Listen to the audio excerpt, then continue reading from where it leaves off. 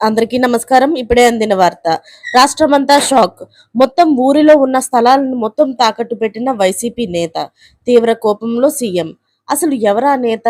అసలు ఊరిలో ఉన్న మొత్తం స్థలాలను ఎలా తాకట్టు పెట్టాడు? ఆ పూర్తి వివరాలైతే వీడియోలో చూద్దాం. పూర్తిగా అయితే చూడండి. అప్పుడే మీకు పూర్తిగా అర్థమవుతుంది. అదే విధంగా చాలా మంది సబ్స్క్రైబ్ చేసుకోకుండా వీడియోని చూస్తున్నారు. దయచేసి సబ్స్క్రైబ్ చేసుకోండి.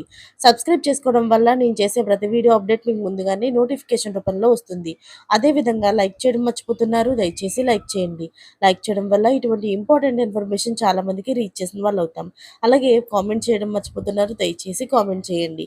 మీ ఉద్దేశాన్ని మాకు తెలియచేయండి. ఇంకా లేట్ చేయకుండా వీడియోలోకి అయితే వెళ్ళిపోదాం. మొత్తం ఒక గ్రామానికి చెందిన భూములన్నింటినీ కూడా అక్రమంగా ఆన్లైన్ చేయించుకొని ఆపై ఊరిని తాకట్టు పెట్టిన వైసీపీ నాయకుడిని పోలీసులు అయితే అరెస్ట్ చేశారు. ఆయన కోర్టులో హాజరుపరచగా న్యాయాధికారి 11 రోజులు రిమాండ్ విధించాడు. పోలీసులు తెలిపిన వివరాల మేరకు పుల్లల చెరువు మండలం ఇసుక త్రిపురవరం గ్రామం రెవెన్యూలోని సర్వే నెంబర్ 296లోని 836 ఎకరాల భూమి ఉంది. అదే సర్వే నెంబర్లోని సిద్దెనపాలెం గ్రామం కూడా ఉంది. ఆ గ్రామానికి చెందిన వైసీపీ నాయకుడు గడ్డం సుబ్బయ్య ఈ భూమిలోని 4.32 ఎకరాలు, అదే గ్రామానికి చెందిన మరో వ్యక్తి కొల్లి వీరబ్రహ్మయ్య 4 ఎకరాల భూమిని అక్రమంగా 2020లోని ఆన్లైన్ చేయించుకున్నాడు.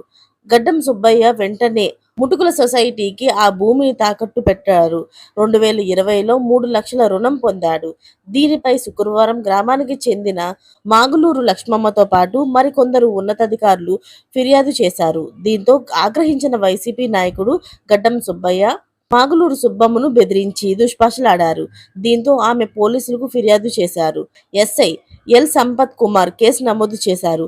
వైసీపీ నాయకుడు సుబ్బయ్యను అరెస్టు చేసి మార్కాపురం కోర్టులోని హాజరుపరిచారు. న్యాయాధికారి నిందితుడికి 14 రోజులు రిమాండ్ విధించినట్లు ఎస్ఐ తెలిపారు.